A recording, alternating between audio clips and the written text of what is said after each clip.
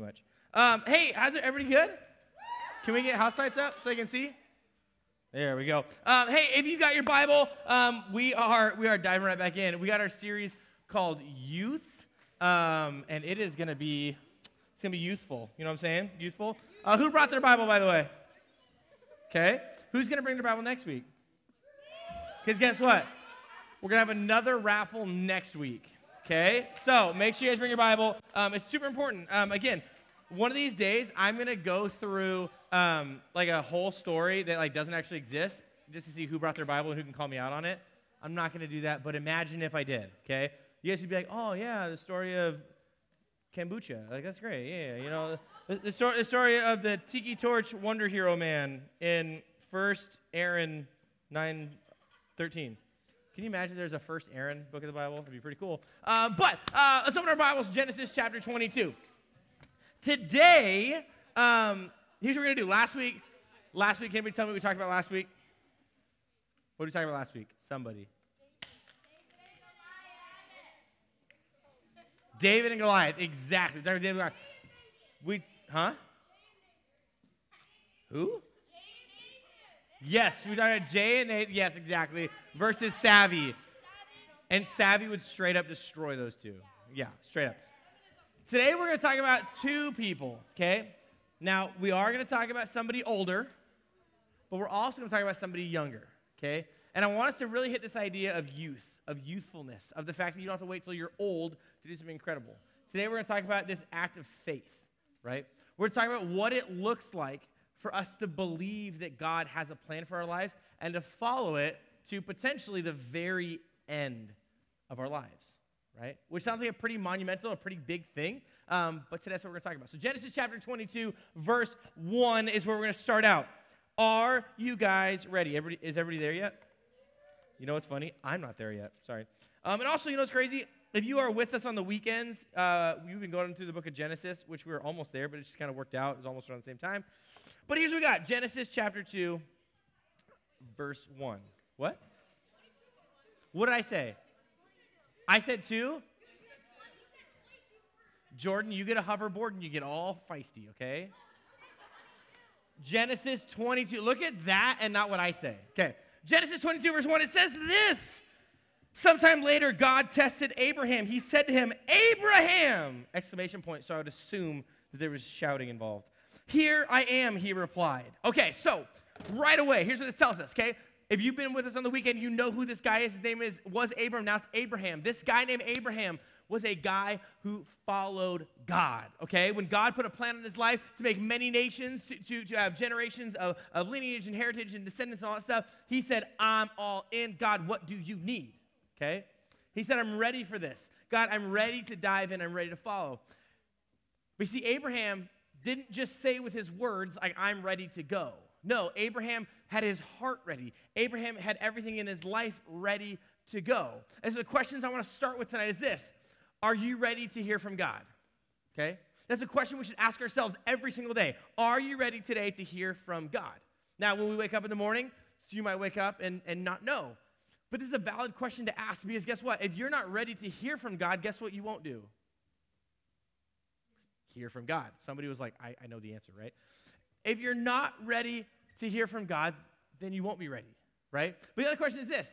Do we know how to hear from God, right? Anybody ever feel kind of like they're in that boat? Like, I don't totally know how to hear from God, okay? That might be you.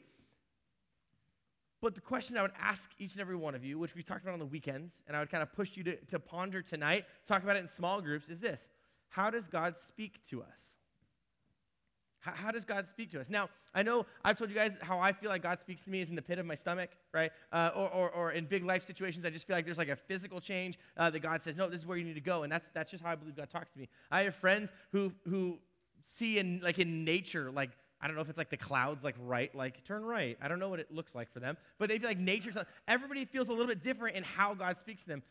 But here's what we all should be able to agree on, and this is kind of the foundation of being able to hear from God. It's that we hear him through his still, small voice, his word, and his godly people, right? That's how we hear from God, right? We hear in his still, small voice. Maybe it's just, again, that pit in your stomach. Maybe it's you hear a voice. Maybe it's a vision when you're sleeping. We hear him in the still. You see, when our lives are going crazy, when we're all in these different areas and we're just too busy, in busyness, we might miss it. But in the stillness, in the quiet, that's when we can hear God's voice. But we also can hear in his word, which is why we've encouraged so much for you guys to bring your Bible. This, more than anything, you will get answers from, I promise, okay? But the other thing is in godly people. That's why we have small group leaders. That's why we have a community of people here, right? That's how you hear from God. It's through people around you, right? It's through his word and in the stillness, right? In the stillness, that's when he speaks. That's when I genuinely believe he's going to reach out and he's going to talk to you in those moments. When you're too busy, you're going to miss it, right? When you feel like life is just going too crazy, you might overlook things that God is trying to tell you, right? But here we go. Let's go. Keep going. Genesis 22:4. Okay. Did I say that right, Jordan? Yeah. Okay. Thank you. Okay. It says, then God said, take your son, your only son, whom you love, Isaac, and go to the region of Moriah. Sacrifice him there as a burnt offering on a mountain I will show you. Oof. Go take your son, whom you love, and sacrifice him. A burnt offering. Oh my goodness. Send it? You guys are, this is a dark group. We need to pray way more. Olivia Gelvin. Oh my goodness. Verse 3 says this. Now check us out. Hang on, really quick. Again, take your son whom you love and sacrifice him. Take your family, take your son, take that thing that you love and sacrifice it. Now, how many of you, if that was kind of the situation posed to you, there'd be hesitation, right? You might go, did you say son, or did you say like anything else, right? Did you say son, or did you mean like my homework? Because I could burn that right now, right? You know what I'm saying? Like God, are you sure? Right? You meant that's my son. But Abraham, verse 3, early the next morning, Abraham got up and loaded his donkey. He took with him 2 of his servants and his son Isaac. When he had cut enough wood for the burnt offering, he set out for the place God had told him about. Check this out. He's told, go sacrifice your son. Want to see how little hesitation he had in trusting and believing whatever God had planned here? It says early the next morning. Now, if you're going to have to, like, sacrifice somebody that you love, don't you think you'd probably, like, at least sleep in? Like, not to get extra sleep, but just, like, to, like, procrastinate from having to do it, right? I don't think most of us, like, okay, let's take it down a notch from son, just for a second. Imagine if you had to sacrifice your dog. Why did that get more of a reaction than your son? This group needs prayer and so many things, okay? I know. You guys don't have sons, I get that. Okay. But now imagine if God comes to you and says, "Hey, you got to sacrifice your dog Fluffy or Spartacus or whatever your dog's name is," right? Imagine you have to sacrifice that beautiful angel of an animal. You would definitely sleep in, right? Right? Because you'd procrastinate. You would try to prolong it. But it says this, okay? He said, when he had a burnt offering, he set out for the place God had told him about. On the 3rd day, Abraham looked up and saw the place in the distance. So again, he gets up. God says, go do this. And Abraham says, you got it, sir. Right? I'm all in. I'm ready to go. Now, here's the thing. I guarantee you. Now, I know some of you, when I said, why don't you care about the kid? Why do you care about the dog? Whatever. Okay, as a parent, okay, this is mind-blowing to me, right? To have this type of faith and servant-hearted and obedience to God. To immediately, without hesitation, God says, this is what you're going to do. And he goes, God, you've got a plan for my life. I love my son, but I understand that there's some way that this works out in the glory of you. I know that in some way this brings people closer to God. I know in some way, however this works out, now maybe he's like, you know what? God can raise him from the dead, right? Maybe he's thinking, God, you're going to turn this whole situation into like a funny joke. I don't know what he's thinking. But he had enough obedience to trust who God was. We daily have to be ready to pursue the life and the path that God has put in front of us. Daily. You have to be ready to get up and get on the path that God laid out for us. Daily, you have to be ready. You got to wake up and you got to get going. When God calls you to something, our obedience and our heart should say, I'm ready. I'm good to go. I'm in. Let's do this thing. Because that was the mindset that Abraham had here. Again, I don't think any of you have ever been asked to sacrifice your dog. Right? Or your son, for that fact. Right? But you see, it didn't matter what it was. Abraham knew one thing. God is in control and God has a plan for my life, for my son's life, for the provision and the promise that he made, right? That is what I know and what I believe to be true. And again, what I'd ask is this. As monumental as this is, are you there? Right? Because this is where we should be daily, ready to pursue the life that God has for us. And if we genuinely, as believers, believe that the plan that God has for us is bigger and greater than we could ever imagine, right? No matter what it is, we say, I'm ready. I might not understand. I might be confused. I might go, God, this is going to hurt, right? But we have to trust and believe that God has a better way than we do, no matter what that looks like. Let's keep going. Verse 5. He said to his servants, stay here with the donkey while I and the boy go over there. We will worship and then we will come back to you.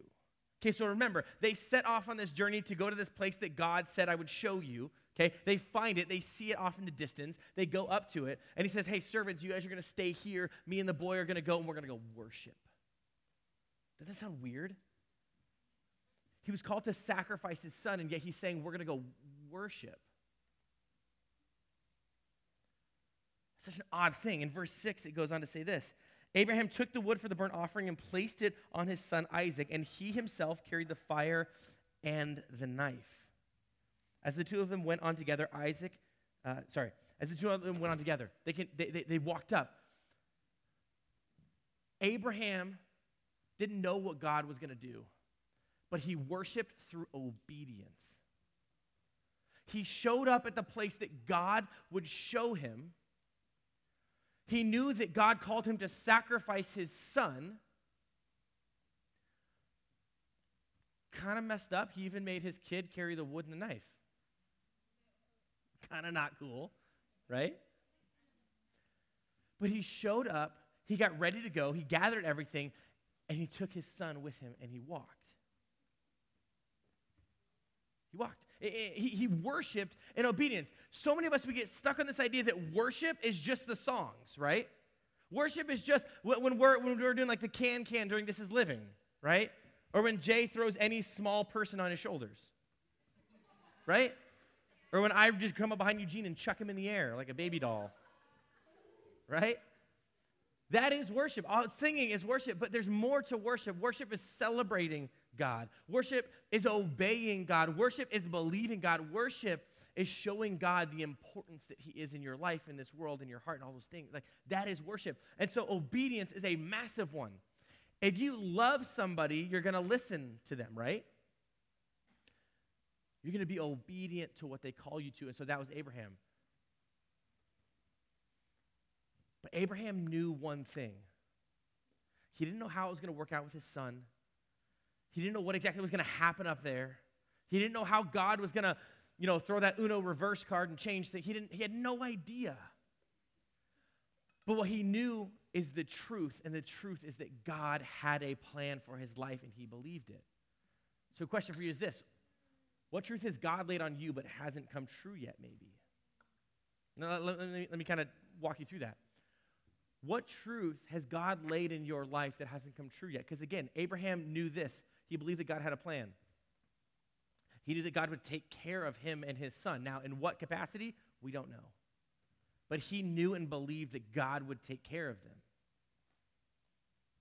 He didn't have the full reveal of what was going to happen, but the truth was he knew that God would provide.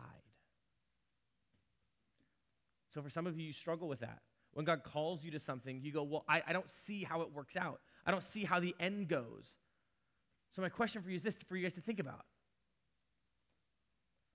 What truth or what thing has God laid at you that hasn't come true yet that you're struggling with, believing?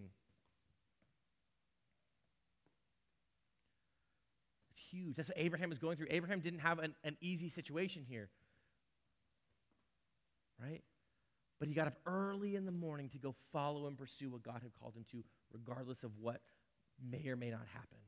Regardless of what he knew, regardless of what he believed. Like, he believed God, and he just said, I'm in. Verse 7, it says this. Let's keep going. Isaac spoke up and said to his father Abraham, Father? Yes, my son, Abraham replied. The fire and wood are here, Isaac said, but where is the lamb for the burnt offering? So, Isaac's piecing these things together. Now, let me walk you through how this kind of situation lays out, if we can close our eyes and imagine, okay? Let's close your eyes. You're in the desert with your dad. Now, let me paint this for you. Your dad's 110 years old. And you're 10 years old, roughly. We don't know exactly how old Isaac was, but we just kind of, as we piece the ages throughout the story, roughly Isaac's about 10, and Abraham is about 110. Close your eyes, close your eyes, close your eyes. Okay? Imagine old dad. All of a sudden, you're walking through the desert, and you get to this mountain, and dad says, hey, grab all the wood and grab the knife. And now, you back then, okay, again, 10 back then was like way older than it is now, right? You had like a job and like a 401k and retirement plan at that point, okay? Keep your eyes closed. Shh, keep your eyes closed, okay? You have pieced together that the one piece you're missing for an offering is the animal. Now, again, growing up in that day and age, you would know that's a pretty big deal because you can't have an offering without the animal. Isaac then figured it out and goes, Dad, where's the animal? And here's the thing, okay, check this out. I don't know about you, but I know for a fact a 10-year-old would beat a 110-year-old in a foot race. Okay? So imagine, Isaac goes, Dad, no lamb. And like he runs. He sprints. You guys can open your eyes. But imagine that, right? 110-year-old dad, 10-year-old you, like there's no shot that you're not getting away. So here's what this tells us. Isaac also had obedience and believed that God had a plan. Right? Isaac had obedience and knew that God had a plan for his life to the point that he said, I don't see the animal, but I know there's a sacrifice coming. And he's piecing it together. In his mind, he starts thinking, I don't know how this plays out. I don't know exactly what's going to happen as we process through this. I don't know where we're going here, but whatever's happening, whatever's about to happen, God's got my back. God will provide. God will take care of me, yet I'm going to be obedient because we were called to make a sacrifice. You see, what Isaac knew beyond a shadow of a doubt is that God is in control of our lives and the adventure we call life. He knew that no matter what's about to happen, this thing that I don't understand, this adventure we're on, finding this mountain and going up there, I know for a fact that God will provide because God is in control. You see, we talk a lot about Abraham, and anytime I've read this, I think about Abraham, but I don't want us to lose track of the young person in the story. The youth was Isaac. He had faith that we often overlook, but he didn't run. He didn't cry out. He didn't say, Dad, don't do it. He knew what they were called to do, and he knew that God would take care. Is your heart there tonight? Are you in that place to hear when God is speaking into your life and saying, this is what I need you to do, this is what I'm calling into your life and what you're going to do? And are you willing to say yes no matter what the uncertainty of that situation is? Because that is the faith, that is the courage that Isaac, this young person, about 10 years old, showed. When God calls me, I will answer. Verse 9 goes like this. Verse 8. Abraham answered, God himself will provide the lamb for the burnt offering, my son. And the two of them went on together. When they reached the place God had told him about, Abraham built an altar there and arranged the wood on it. He bound his son. Again, 110 verses 10. I'm pretty positive 10-year-old could get away. They're pretty scrappy and squiggly, okay? Bound Isaac and laid him on the altar on top of the wood. Then he reached out his hand and took the knife to slay his son. It's a very specific word, to slay. It doesn't say sacrifice, because sacrifice, we can understand. Okay, you do a sacrifice. You got to do what? Slay shows some emotion, shows how important this moment was. To slay his son. It shows the obedience that Abraham and Isaac had in this moment to believe that God was going to take care of them. To slay his son. Even before they got to that point, right here, Abraham had to do what? He had to prepare the altar to be able to be obedient and to be ready for this moment. He couldn't just take his son and throw him on a rock and say, all right, here we go. He had to prepare the altar. He had to get ready for this obedient moment. He had to get ready for this time in his life. And I know for us, we don't look at altars, we don't have altars, right? We don't build altars anymore. We don't do that stuff. But altars of our lives is our heart. Is your heart prepared to hear what God is saying and to fulfill what God has called into your life? Are you ready? Is your altar in your heart ready to say, God, whatever I have to put on that, whatever I have to do, whatever I have to give up, whatever I have to commit to, I'm ready to do it no matter what that is. But again, before you can do that, you got to prepare yourself. In sports, in college, in jobs, in relationships, you have to prepare. You got to get ready for those things. You can't just jump into it. Abraham had to prepare the altar. Isaac had to prepare an altar, had to be ready for this moment. Is your heart prepared to experience God? And I'll ask this question that maybe some of you don't like. Maybe some of you stop listening. Maybe some of you start listening for the first time tonight. Is your heart prepared to experience God? Or do you just show up on Tuesday just to not be at home? Are you preparing your heart here with this body of believers, with this community of family, to be able to take on the tasks and those moments that God brings you to? Or are you just walking through the motions? Are you just saying, hey, I believe in God, and then you leave here and then nothing changes? You see, Abraham had to do something to be prepared for this sacrifice. Right? You can't just walk out of this place and go, all right, me and God, we're tight, let's go. It doesn't work like that. You have to prepare daily. We live in a broken world. We are broken people. We're imperfect. We will never be perfect, no matter how much we try. You got to prepare your altar, which is your heart. You have to prepare your heart for the moments that God calls you to. But that's my question tonight is your heart prepared to experience God? Because Isaac trusted God's plan for his life. He prepared that altar.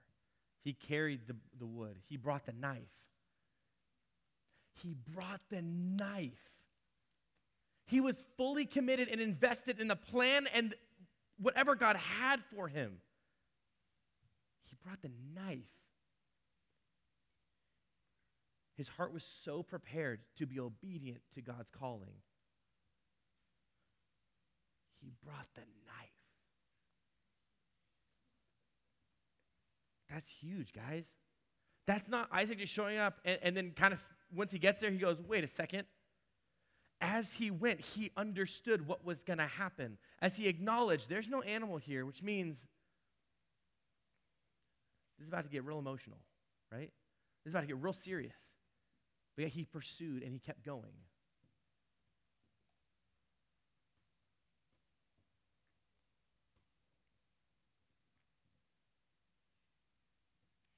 Again, then he reached out his hand and took the knife to slay his son.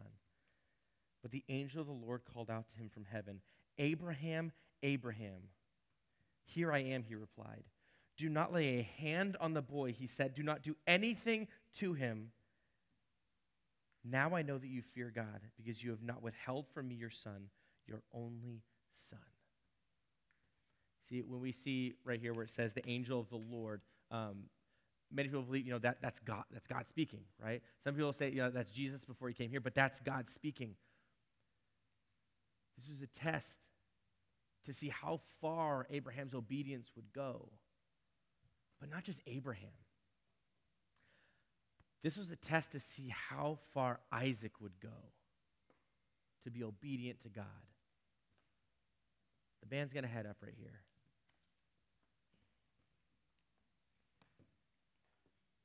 Finishes like this. Abraham looked up there, and there's a thicket. He said, Abraham looked up, and there is a thicket. He saw a ram caught by its horns. He went over and took the ram and sacrificed it as a burnt offering instead of his son. So Abraham called that place, the Lord will provide. And to this day it is said, on the mountain of the Lord it will be provided. Abraham walked through this entire event, this entire moment that God brought him to, not knowing what was going to happen. But he knew that God would provide because God promised he would have a family. God promised he would have descendants and generations and upon generations. He knew that God had this plan, and he didn't know what God was going to do, but he knew whatever it was that God was going to provide. And no matter what that meant, that he would be obedient to what God had called him to. He was about to sacrifice his son, his one and only son. Sounds familiar, right? God also sacrificed his one and only son for you. He sent his son to this earth to live a perfect life among imperfect people, to be tempted in the exact same way that we're tempted daily, to die on a cross for you. So my question as we jump into worship and head to small groups is this. Jesus came and died on that cross for you. He was obedient to the plan to take care of you, to shed his blood for you, to be a sacrifice for you. Are you willing to prepare your heart and your altar to be obedient to God? Are you willing to prepare your heart and be obedient no matter what that looks like, how scary it might be, how confused you might be? Is your heart ready? And if it's not, are you ready to prepare your heart? Let us have courage and obedience and live a life after God in the same way that Isaac did. He looked up that mountaintop and he said, that's for me. God, I don't know what you're planning. I don't know if I make it down that mountain, but whatever it means, I am prepared for your plan. I'm prepared to live out the life that you called me to. I'm prepared. My heart is ready to say yes to the plan that you have. I'll never stand up here and tell you that you'll understand the plan. I'll never stand up here and tell you that your plan will be easy. I'll never understand or explain to you or tell you that God will fully show you the whole plan before it happens. That would be a lie. If I came to you and said, hey, God will explain everything perfectly. Maybe. I hope that's the truth for you, but I don't know. I can't say that. Because you see, Isaac had no idea how it shaped out. He carried the wood. He carried the knife. He walked up. His father bound him, and he sat there and waited and said, God, whatever this means, I'm ready because your plan is better than mine. Your vision for my life is far greater. He was ready to be a sacrifice for the living God. His heart was prepared. The altar was prepared. He said, God, I don't understand, but I believe. Tonight as we finish our worship and we go to small groups, I want you to continue to think about that question. Is your heart prepared? And if it's not, are you willing to prepare your heart for whatever God has in store?